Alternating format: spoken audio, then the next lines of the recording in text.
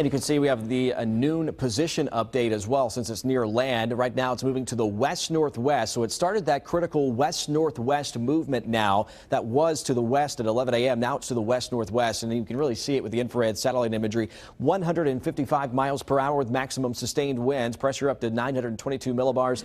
Some upwelling going on. Cooler water coming up from the bottom of the ocean there with all the sloshing around with these intense waves and storm surge from the winds. You can see still, though, interacting with Grand Bahama Island for hours and likely still to do so as it's only inching away at 1 mile per hour. You can see there the significant impacts are going to continue. Here's the latest 11 a.m. forecast track from the National Hurricane Center. Our next track comes by 5 p.m. and Chief Meteorologist Mike Burrish will be bringing that for you.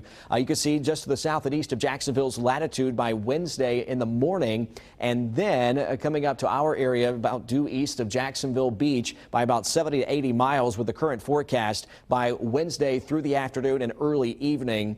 And of course, we are still with our immediate coastline in that western edge of the cone of uncertainty, that forecast error that could be there. And so every mile it is closer to us is an increase of significant local impacts that could occur, especially at our immediate coast. Then it's off to the north and east through Thursday morning. So what has changed since this morning? It's now a Category 5 or Category 4, hurricane with 155 mile per hour winds. Still forecast to be a Category 3, 70 to 80 miles east of Jacksonville on Wednesday evening. So here's that tropical wind timeline for you. You can see here from Jacksonville down through St. Augustine. St. Augustine, you'll likely see the winds start first at the immediate coastline Tuesday afternoon or early evening, and that extends through about Thursday in the morning. Hurricane watches now extend up through coastal southeast Georgia as well, and also storm surge watches have been extended up to the Savannah River from the Florida-Georgia border areas to the north. 4 to 6 feet of potentially hazardous and dangerous storm surge, and that's on top of the waves of 15 to 20 foot